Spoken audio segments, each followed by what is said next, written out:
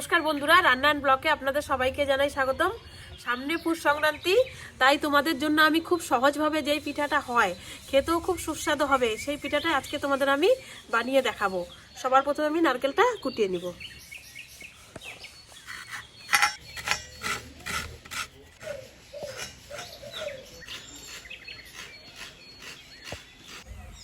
আমার তো নারকেলটা কুটা হয়ে গেছে, এবার সবার প্রথমে উনানটা ধরিয়ে নিব।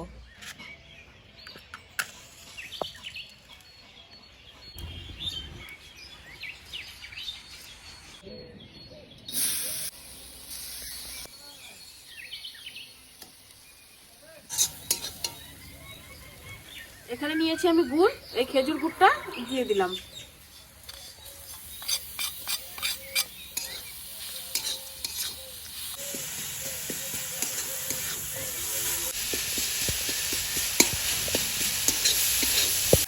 নারকেলটা তো খুব ভালো করে আমার লাল লাল করে ভাজা হয়ে গেছে, এবার নামিয়ে নিব।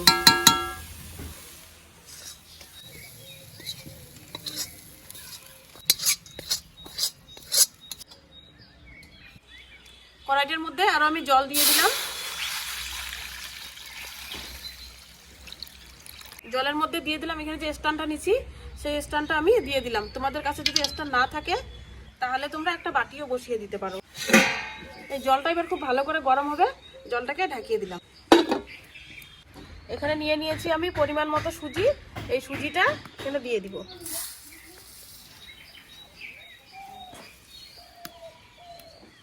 এখানে আমি এক বাটির মতো সুজি নিয়ে নিয়েছি, সেই সুজিটা এখানে দিয়ে দিলাম। আর এখানে নিয়েছি আমি আধা বাটির মতো চালের গুঁড়া, এই চালের গুঁড়াটাও দিয়ে দিলাম। 3 থেকে 4 চামচের মতো চিনি গুঁড়া করে নিয়েছি, সেই চিনি গুঁড়াটাও আমি দিয়ে দিলাম। তারপরে দিয়ে দিব পরিমাণ মতো লবণ।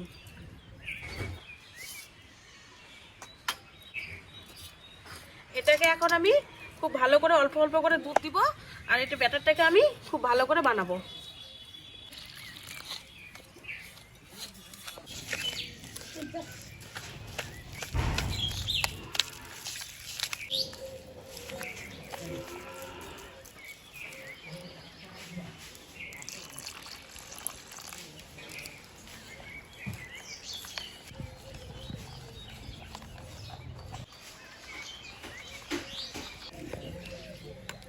তারপরে 1 চামচের মতো বেকিং পাউডার দিয়ে দিলাম।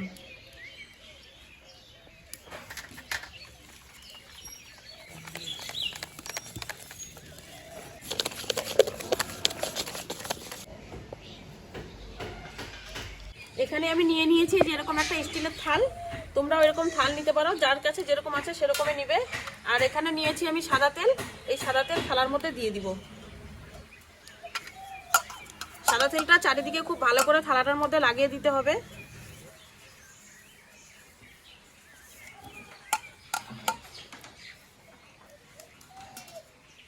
এবার আমি অর্ধেকটা ব্যাটার এখানে ঢাইলে দিব।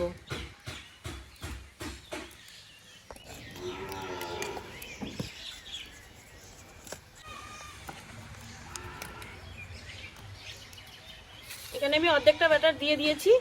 এখানে যে আমার নারকেল পুরটা বানিয়ে নিয়েছি, এই নারকেল পুরটা আমি দিয়ে দিব।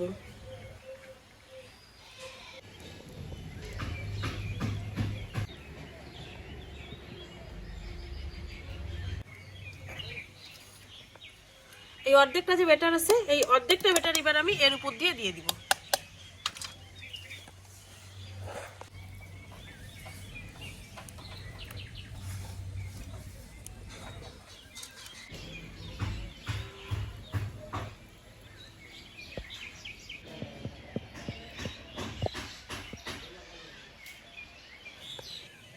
এখানে কয়েকটা নিয়ে নিয়েছি আমি কাজু, এই কাজু কটা উপর দিয়ে দিব।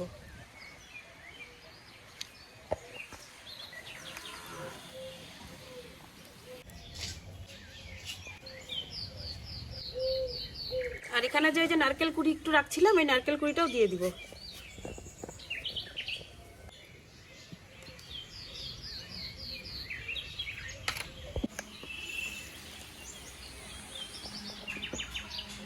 এদিকে যে আমি জলটা বসিয়েছি, খুব ভালো করে জলটা গরম হয়ে গেছে, তোমরা দেখতেই পাচ্ছ।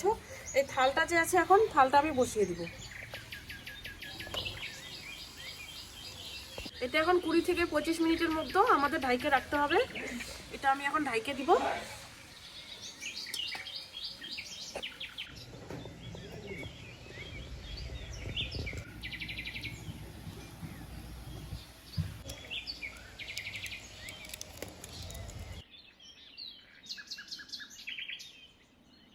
কুড়ি মিনিট পরে ফিরে আসলাম, দেখবো এবার আমাদের পিঠাটা কতদূর হইলো।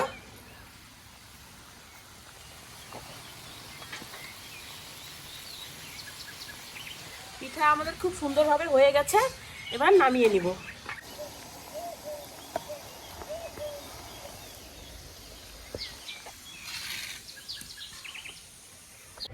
পিঠাটা একটু ঠান্ডা হয়ে না, তারপরে আমাদের আস্তে করে উঠাই এই থাল থেকে এই থালে নিতে হবে। এখন গরম গরম আছে তো, তাড়াহুড়া করলে ভেঙে যাইতে পারে।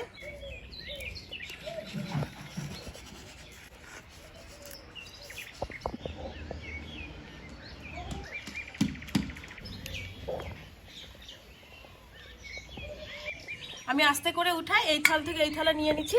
এখন পিঠাটা কাটবো। আমাদের ভাপা পিঠার টেস্টও কেমন হইলো দেখবো।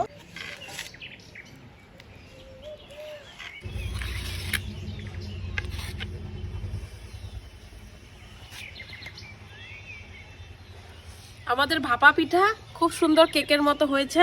একটা পিঠা বানালে আমরা অনেক কয়জন মিলে এই পিঠা আমরা সবাই মিলে খেতে পারবো, তাই আমাদের খুব সহজে ভাপা পিঠা হয়ে গেল।